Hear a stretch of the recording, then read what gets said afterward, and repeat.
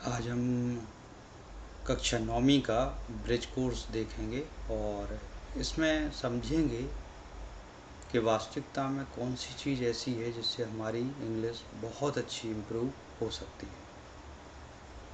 तो टाइम ना वेस्ट करते हुए चलिए आगे देखते हैं।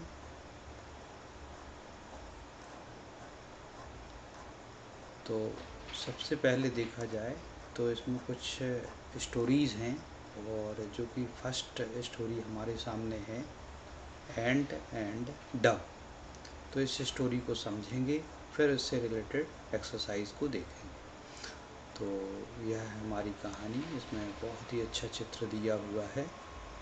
एक डव पक्षी जो कि पेड़ पर बैठा हुआ है और यहाँ एक एंट है जो कि पत्ते पर बैठी हुई है। चलिए इस कहानी को देखते हैं। Let's read. Let's read means होता है चलो पढ़ें। An ant and a Dove, एक चींटी और एक कबूतर, वर गुड फ्रेंड्स, ये बहुत अच्छे दोस्त थे। One day the ant felt thirsty, एक दिन जो एंट होती है, चींटी होती है, वो प्यास महसूस करती है। थर्स्टी मीन्स होता है प्यास या प्यासा महसूस करना। It went to a stream, यह कहाँ जाती है? एक स्ट्रीम के पास जाती है। स्ट्रीम मीन्स होता है कोई पानी का स्रोत, पानी का झरना। टू ड्रिंक वाटर, क्या करने के लिए? वहाँ से पानी पीने के लिए। ड्रिंक मीन्स होता है पीना, वाटर मीन्स होता है पानी। Suddenly a strong wind carried it away, suddenly means होता है अचानक। अचानक एक strong wind, strong wind means होती है ताकतवर हवा। कैरीड इट अवे, उसने उसको क्या कर दिया? दूर कर दिया, मतलब हवा ने उसे फेंक दिया दूर। And it began to drown, और वह जब पानी में गिरी तो वहाँ डूबने लगी। ड्रॉन मीन्स होता है डूबना। The dove was sitting on a tree, जो कबूतर था वो एक पेड़ पर बैठा हुआ था। सिटिंग मतलब बैठा हुआ था। डव मीन्स कबूतर, कबूतर, और ट्री मीन्स होता है पेड़। It saw the ant drowning, उसने देखा जो चींटी थी वो डूब रही थी। इट टोक अ लीफ, उसने एक पत्ती को लिया। And dropped it near the ant, और उसे डाल दिया, कहाँ डाल दिया? चींटी के पास। The ant climbed on to the leaf, जो चींटी थी वो चढ़ गई। क्लाइम्ड मतलब किसी चीज़ पर चढ़ जाना। चढ़ गई, किस पर चढ़ गई?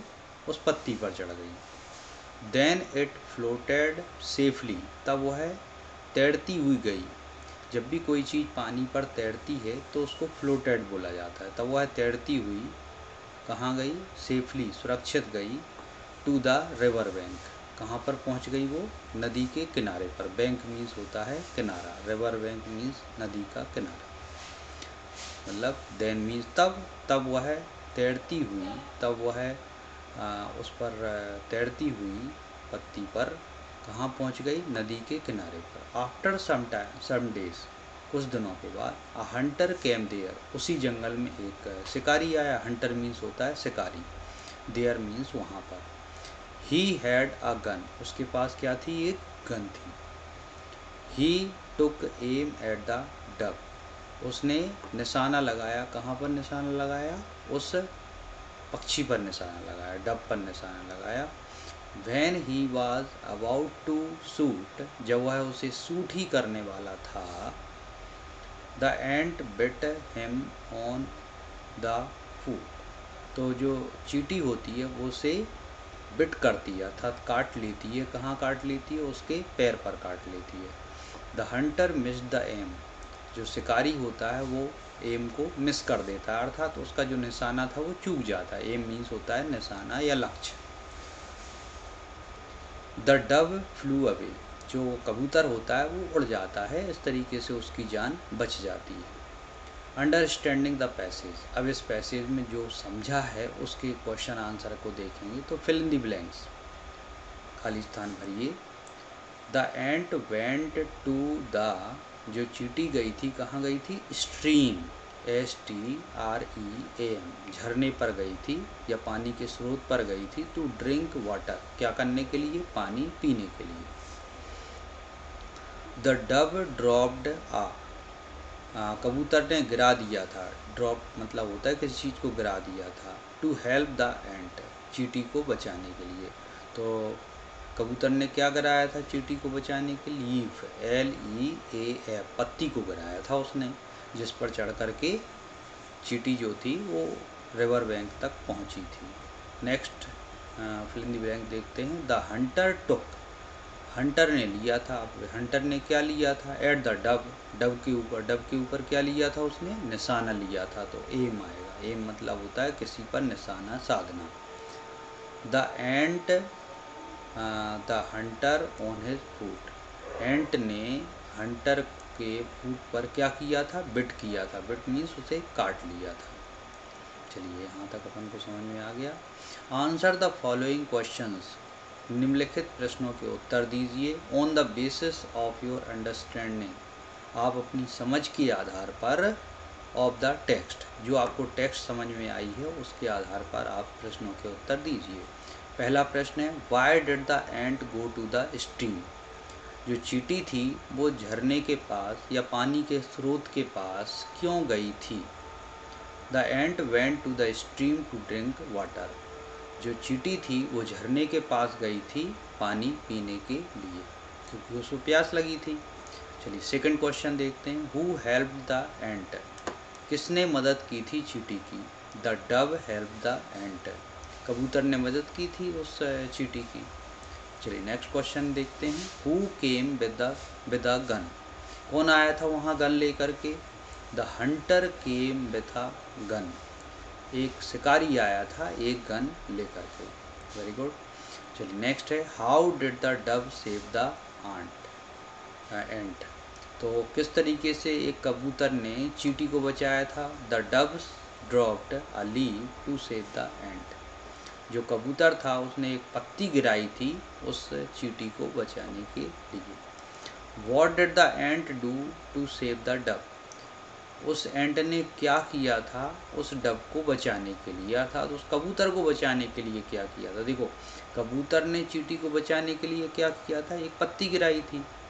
और यहाँ अब चींटी क्या करेगी डव को बचाने के लिए?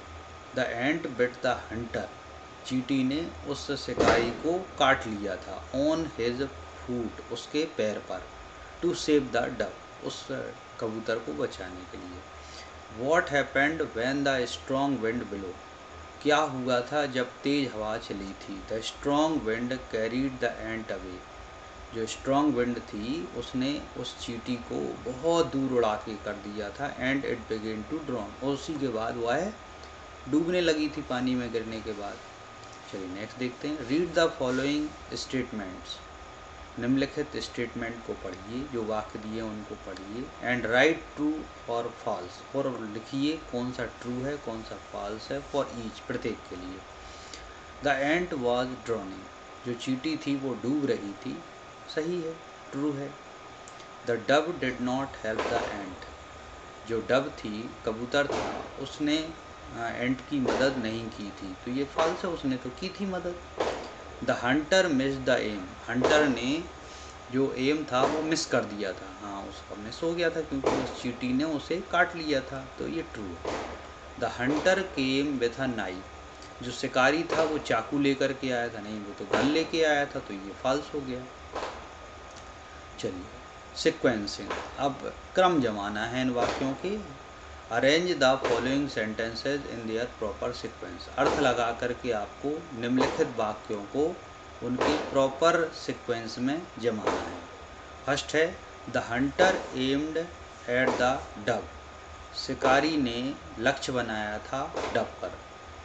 The ant felt thirsty and went to a stream to drink water, चींटी को प्यास लगी थी और वो स्ट्रीम झरने के पास गई थी पानी पीने के लिए, तो ये तो फर्स्ट रहेगा, सबसे पहले तो यही काम हुआ था। फिर उसके बाद the ant began to drown, उसके बाद चींटी डूबना शुरू हो गई थी। The dove drop the leaf, उसके बाद जो कबूतर था उसने पत्ती को गिरा दिया, तो ये थर्ड नंबर पर जाएगा। The hunter aimed at the dove, शिकारी ने निशाना साधा था कबूतर पर, ये चौथे नंबर पर जाएगा, फोर्थ नंबर का कहलाएगा। The ant bit the Hunter, उस चींटी ने हंटर को बिट किया था, काट लिया था, तो ये 5th नंबर पड़ जाएगा। तो इस तरीके से 1st, 2nd, 3rd, 4th और 5th इस तरीके से बनेंगे। इन्हीं को आप नीचे लिख सकते हैं क्रम बना करके। चलिए नेक्स्ट देखते हैं। यहाँ पर व्हाट इज़ नाउन, नाउन क्या होता है ये बताया गया है। Noun is a naming word, noun एक नाम वाला शब्द होता है। वो नाम किसका हो सकता है, पर्सन का, प्लेस का, थिंग्स का और आइडिया का। चलिए देखते हैं हम। इनमें आपको identify the noun in the following sentence है। निम्नलिखित वाक्यों में आपको नाउन को फाइंड आउट करना है, पता लगाना है। तो पहले वाक्य में कौन कौन से नाउन थे, रमेश और फ्रेंड। सेकंड वाक्य में कौन कौन से थे नाउन, कैनबेरा और ऑस्ट्रेलिया। अगले वाक्य में कौन कौन से थे, चाइल्डहुड और टाइम। नेक्स्ट वाक्य में कौन कौन से नाउन हैं, चेयर। अगले वाक्य में क्या नाउन है, a herd of cattle. Next वाक्य में कौन से नाउन हैं, रवि और पेरिश। तो इस तरीके से हमने देखा। Underline the nouns in the sentences given below. नीचे दिए हुए वाक्यों में नाउन को अंडरलाइन करना है, तो हमने पहले से ही कर दिया है अंडरलाइन। फर्स्ट वाक्य में जो नाउन है वो द टीचर है। नेक्स्ट स्टूडेंट्स है, होमवर्क है। सेकंड वाक्य में मदर, फूड और किचन है। द वर्ड्स और द ट्रीज है। ऑनेस्टी और रिस्पेक्ट है। आर्मी है, यहाँ लंदन है और सिटी है। इस तरीके से नाउन को हमने अंडरलाइन किया। चलिए नेक्स्ट यहाँ पर अल्फ़ाबेटिकल ऑर्डर में जमाना है, कौन सा अक्षर पहले आएगा ये देखना है। तो देखिए एप्पल ए से शुरू हो रहा है तो ये सबसे पहले आएगा। बनाना बी से शुरू हो रहा है तो मतलब ABCD के क्रम में जमाना है। तो फर्स्ट कैसे जमेंगे, एप्पल, बनाना, ग्रेप्स, कीवी और मैंगो। नेक्स्ट में बेंच, चेयर, डेस्क, स्टूल और टेबल। पियर, एलिफेंट, लॉयन, टाइगर और जेब्रा। इस तरीके से जमाए जाएंगे। आपको केवल और केवल उनके क्रम से जमाना है उन वाक्यों को A to Z। मतलब पहले A वाले आएंगे, फिर B वाले आएंगे, फिर C वाले आएंगे, फिर D वाले। जैसे 4th में है, सबसे पहले ब्लू आएगा, फिर ग्रीन आएगा, फिर पिंक, फिर रेड, फिर येलो। 5th वाले में सबसे पहले एरोप्लेन आएगा, फिर बस आएगा, फिर साइकिल आएगा, फिर स्कूटर आएगा, फिर ट्रेन आएगा लास्ट में, क्योंकि S के बाद क्या आता है, T आता है। चलिए अब यहाँ हम देखते हैं सिंगुलर प्लूरल। सिंगुलर मतलब होते हैं एक वचन जिनमें एक के बारे में बताया जाता है। प्लूरल मतलब होता है बहुवचन जिनमें एक से अधिक के बारे में बताया जाता है। तो यहाँ बताया गया है कुछ शब्दों में एस लगा करके उनको बहुवचन में चेंज किया जाता है, प्लूरल बनाया जाता है। जैसे कैट का कैट्स कर दिया जाता है, बुक का बुक्स कर दिया जाता है। कुछ में ES लगाया जाता है, जैसे बस का बसेस कर दिया जाता है, बॉक्स का बॉक्सेस कर दिया जाता है, बुस का बुसेस कर दिया जाता है। कुछ में बाई को हटा करके लिखा है ना, बाई को हटा करके IES कर देते हैं, जैसे बेबी का बेबीज़ कर देते हैं, सिटी का सिटीज़ कर देते हैं। कुछ में F को हटा करके VES कर देते हैं, जैसे कि, और FE को भी हटा के VES कर देते हैं। जैसे लीफ का है तो लीव्स कर देते हैं, नाइफ का है तो नाइफ्स कर देते हैं, इस तरीके से। चलिए हम यहाँ देखते हैं कुछ यहाँ पर इरेगुलर वर्ब दी गई हैं। अब इरेगुलर प्लूरल में क्या है, जैसे चाइल्ड का चिल्ड्रन होता है, इसमें पूरी स्पेलिंग ही बदल जाती है। मैन का MEN हो जाता है, टूथ का टीथ हो जाता है, TEE हो जाता है। तो ये अपन को देखना है। कुछ प्लूरल बनाते समय पे वो चेंज ही नहीं किए जाते। जैसे सीप का प्लूरल सीप ही होता है, डियर का प्लूरल डियर होता है, फिश का फिश होता है। नेक्स्ट कुछ में ES जोड़ करके और उनका प्लूरल बनाया जाता है। जैसे टमाटो है तो इसमें ES जोड़ दिया जाता है, हीरो है तो इसमें ES जोड़ दिया जाता है, पियानो है तो इसमें OS जोड़ दिया जाता है, सॉरी इसमें केवल S जोड़ा जाता है। तो जिन शब्दों के लास्ट में O आता है उनमें इस तरीके से हम उनके प्लूरल बनाते हैं। अब यहाँ पर कुछ प्लूरल बताए गए हैं, जैसे बॉय का बॉयज़ होता है, फ्रेंड का फ्रेंड्स होता है, बॉक्स का बॉक्सेज होता है, डिस्क का डिसेज होता है, वुमन का विमेन होता है, देखिए MEN हो गया। वॉच का वॉचेज होता है, ग्लास का ग्लासेस होता है, पोटैटो का पोटैटोज़ होता है, और माउस का माइस होता है, सॉरी MIC, और ब्रांच का ब्रांचेज होता है। तो इस तरीके से हमने इनके प्लूरल बनाए। अब यहाँ पर choose the correct option to fill in the blanks, इन खाली स्थानों को भरना है। अब प्लूरल और सिंगुलर देख करके इन खाली स्थानों को भरना है। तो यहाँ पर टेम्पल्स आर ब्यूटीफुल, तो these temples are beautiful. Mangoes look sweet, तो these mangoes look sweet. There is a garden in front of my house, that school is big. इस तरीके से ये खाली स्थान भरे जाएंगे। I hope you have understood these all exercises and the story also. Thank you very much for listening.